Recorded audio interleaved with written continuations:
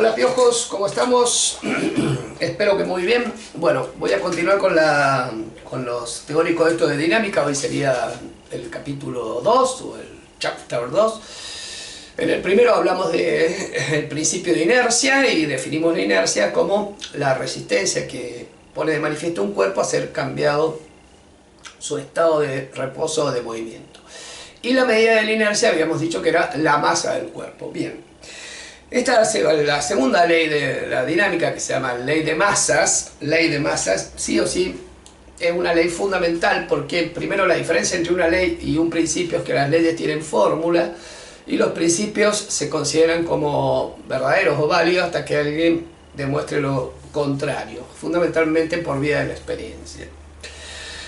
En cambio las leyes tienen un carácter universal porque siempre tienen una fórmula que las desarrolla. Bueno, la ley de masa la enunció Newton y a nivel del secundario uno la ha estudiado como diciendo que la aceleración adquirida por un cuerpo es directamente proporcional a la fuerza neta que se le aplica al cuerpo, es decir, la resultante, e inversamente proporcional a la masa del cuerpo.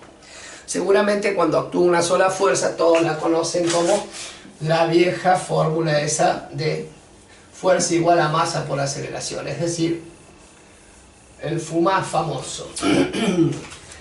Hay que tener cuidado con esta formulita porque, primero que nada, esta fuerza se refiere a la fuerza neta, es decir, la fuerza resultante que actúa sobre un cuerpo. Cuando hablamos de fuerza resultante, lo que hablamos es de la sumatoria, este signo significa sumar toda la fuerza. La sumatoria de la fuerza es igual a la masa por la aceleración. Es decir, una expresión más completa sería esto de la ley de masa, es decir, que la resultante o fuerza neta que actúan sobre un cuerpo, que coincide con la sumatoria de todas las fuerzas que actúan sobre el cuerpo, tiene que ser igual a la masa del cuerpo por la aceleración que adquiere. Y la segunda gran característica es que esta ecuación es una ecuación vectorial, es decir, como la resultante es un vector, esta sumatoria también es la suma vectorial y la aceleración es un vector. Esto es muy importante, porque ¿qué nos está diciendo? Miren, esta ley en términos de vectores.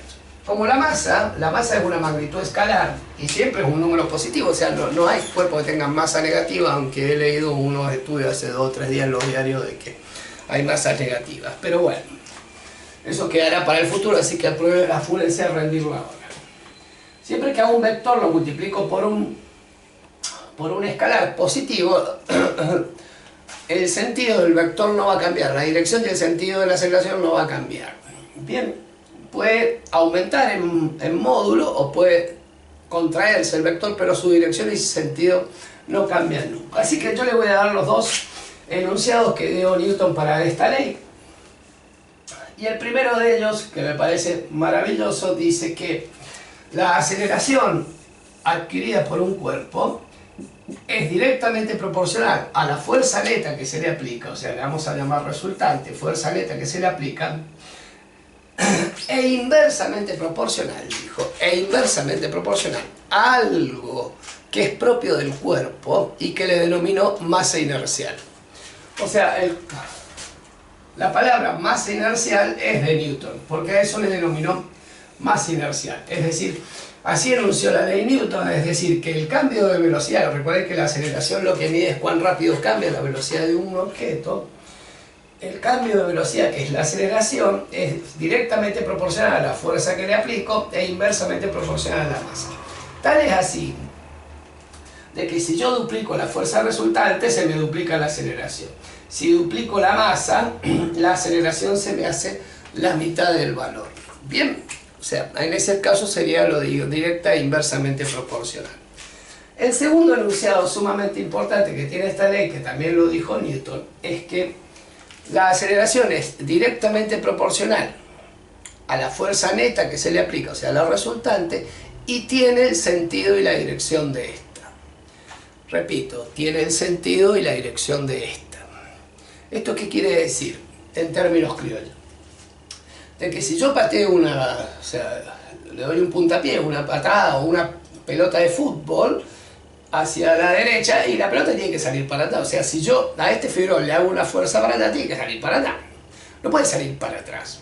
Esto no se cuestionó por mucho tiempo, pero imaginen ustedes que tienen una mesa muy larga, ¿no? Una mesa muy larga que puede girar, o sea, una mesa muy larga que puede girar alrededor de su punto medio. Entonces, si yo tengo una pelotita y le aplico una fuerza hacia allá, y en el mismo momento que yo aplico la fuerza, la mesa gira 180 grados, la pelotita vuelve hacia mí. Bien. Entonces no se estaría cumpliendo esta parte de la ley de Newton, es decir, no siempre la aceleración adquirida tiene la misma dirección y sentido que la fuerza. Entonces había que redefinir lo que son los sistemas de observación, o sea, ¿quién es el que observa? Para esto Newton definió, previendo estas cosas, esa es la genialidad de este hombre, de que esta fórmula, esta ley, es solo aplicable a sistemas inerciales, que se llaman. ¿Qué son los sistemas inerciales? Son aquellos que se consideran fijos respecto de un sistema de referencia. Los que se consideran fijos, que se mueven con MRU respecto de un sistema de referencia. Newton pensó que esas estrellas fijas, ese sistema fijo, eran unas estrellas que habían en el cielo, fundamentalmente la estrella polar, que consideraban que no se movía. Recuerden que estamos hablando del año 1600, o sea, no había la tecnología que existe hoy como para saber que el universo está en expansión y todas esas cosas. Para Newton, esas estrellas estaban fijas, entonces respecto a esas estrellas el sistema se considera inercial. Bien, otro ejemplo de un sistema inercial es, o no inercial, es cuando nosotros, lo que han escuchado hablar en la vida de fuerza centrífuga y fuerza centrífuga, centrípeta.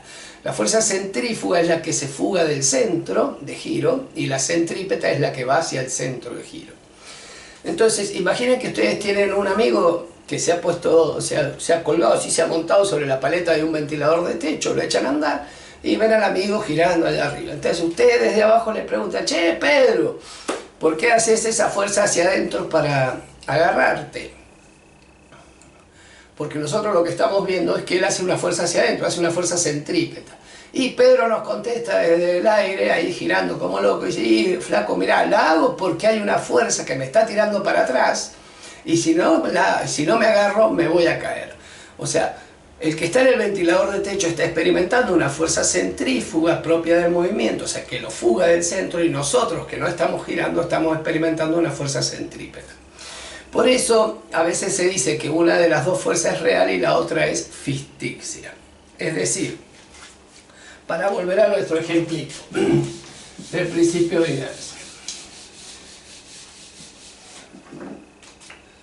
Si yo tengo un cuerpo entonces que está girando con movimiento circular y uniforme, atado por una cuerda acá, este es el centro de giro, ¿ven? Nosotros lo que notamos cuando hacemos girar la pelotita es que tenemos que hacer una fuerza hacia adentro, esa que se manifiesta con la tensión del cable, esa es la fuerza centrípeta. Pero el cuerpito experimenta una fuerza ficticia hacia afuera, que es lo que se conoce como fuerza centrífuga. Pero esta fuerza nosotros no la notamos, lo que notamos es el cuerpo el que la experimenta la fuerza. ¿Me explico? O sea, si de ahí tenemos las dos relaciones, mientras una es real, la otra es ficticia para el observador. Bien, ¿en qué se miden? Volvamos a nuestra ley porque este tema me fascina y no quiero dilatarlo porque mi idea es que estos videos duren 10 minutos porque es el tiempo más o menos que ustedes se la bancan, así que vamos a ir rapidito. Bueno, entonces vamos a poner fuerza acá, masa y aceleración. Muchas veces la complicación de esto está en los sistemas de unidades que elijamos. En el sistema internacional, recuerden que la fuerza la medimos en Newton, que se define como 1 kilogramo por metro sobre segundo al cuadrado. La masa la medimos en kilogramo masa y la aceleración en metros por segundo al cuadrado. En el sistema Giorgi o CGS, que significa centímetro gramo segundo, la fuerza la medimos en DIN, que significa dinas, que es gramos por centímetro sobre segundo al cuadrado. La palabra dina viene de dynamic, del griego, que significa fuerza. La masa la medimos en gramos y la aceleración en centímetros por segundo al cuadrado. Y en los sistemas técnicos, La fuerza es una unidad fundamental para el sistema técnico, por lo tanto se mide en kilogramos fuerza. La masa la medimos en unidad técnica de masa, que su equivalencia sería kilogramos fuerza por segundo al cuadrado sobre metro, y la aceleración en metros por segundo al cuadrado. Bien, esas son las tres. Siempre es conveniente elegir en qué sistema tienen que trabajar, llevar cada una de las unidades a que los dice el sistema y de ahí operar. Les doy un ejemplo rapidito como para terminar de la aplicación de la ley de masas. Supongamos que yo tengo un cuerpo acá sobre un plano inclinado, un ángulo alfa, el cuerpo tiene una masa m, o sea que su peso termina siendo la masa por la aceleración de la gravedad. Bien. Habíamos aprendido en estática que esta componente del peso haría que el cuerpo se deslice hacia abajo. Supongamos que hay un rozamiento F, una fuerza de rozamiento F minúscula, y que además hacemos una fuerza paralela a F. Y pretendemos que por acción de esa fuerza el cuerpo ascienda con una aceleración A. Entonces, como resultante, ¿no es cierto?, es igual a masa por aceleración. Acá el cuerpo está vinculado con el plano inclinado, o sea que la única resultante que habría estaría en una forma paralela al plano. Entonces, si consideramos positivas hacia arriba y negativas hacia abajo, nos quedaría que la fuerza que hacemos menos la fuerza de rozamiento menos mg por el seno del ángulo, que sería esta que está acá, ¿ven?, tiene que ser igual a la masa del cuerpo por la aceleración. Si de ahí despejamos la aceleración, nos quedaría la fuerza menos la fuerza de rozamiento menos mg seno del ángulo sobre la masa. Ahí tiene un ejemplo concreto de cómo calcular la aceleración cuando un cuerpo está sometido o solicitado por una fuerza F para que ascienda y están las otras dos fuerzas que actúan tratándolo de detener. Bien, para volver acá a entender esta fórmula de peso igual a masa por aceleración, el peso es la fuerza con que la Tierra nos atrae, o bien es la fuerza con que nosotros atraemos a la Tierra. Si consideramos que fuerza es igual a masa por aceleración y la fuerza termina siendo el peso del cuerpo, m es la masa del cuerpo, que siempre es la misma, y a, la aceleración va a ser la aceleración de la gravedad. De ahí es que decimos que el peso de un cuerpo depende de la gravedad, o sea, no es lo mismo lo que yo peso en el ecuador a lo que peso en un polo, porque cambia la aceleración de la gravedad. O sea, el peso de un cuerpo cambia del lugar, depende del lugar, en cambio la masa es siempre la misma. O sea, si yo me voy a la luna, peso un sexto de lo que peso acá. O sea, si acá peso 60 kilos, en la luna pesaría 10 kilogramos. Pero mi masa sigue siendo la misma, o sea, no es que haya adelgazado, no voy a perder masa, no voy a ser más flaquito, sino que peso menos. Significa de que me resisto de la misma forma. Bien, el otro grave error a veces que se comete es que se confunde kilogramo fuerza con kilogramo masa. Donde para mí está una de las grandes dificultades esta. Supongamos que yo tengo un dinamómetro acá, y ahí pongo una masa de 1 kilogramo fuerza, ¿ven? Y acá hay una reglita graduada. Esto se llama dinamómetro, que es un aparato que mide fuerzas, con un fiel ahí. ¡Chao! Los tipos colgaron 1 kilogramo masa, y donde marcó la rayita, eso le llamaron 1 kilogramo fuerza. Entonces dijeron, che, como el peso es igual a m por g, si la fuerza me está midiendo 1 kilogramo fuerza, y la masa es 1 kilogramo, y la aceleración de la gravedad normal es 9,8 metros por segundo al cuadrado, significa que 1 kilogramo fuerza equivale a 9,8 kilogramos por metro sobre segundo al cuadrado. A esta unidad es lo que se le llamó Newton, es decir, que 1 kilogramo fuerza son 9,8 Newton. Bien, es decir, que si yo peso 60 kilogramos fuerza en el sistema técnico, significa que tengo 60 kilogramos masa en el sistema internacional. O sea, es el mismo valor, pero son dos cosas distintas. Uno mide peso, el otro mide masa, y en distintos sistemas. Pero el valor es el mismo. Bueno, Piojo, espero haberlo ayudado. Me digo 15 minutos en el video, pero valía la pena explicarlo porque si no se hace corto el tiempo. Después continuaremos con el capítulo 3, donde hablaremos un poco del principio de acción y reacción y después haremos aplicaciones de esta ley. Bueno, muchas gracias, los veo en la próxima.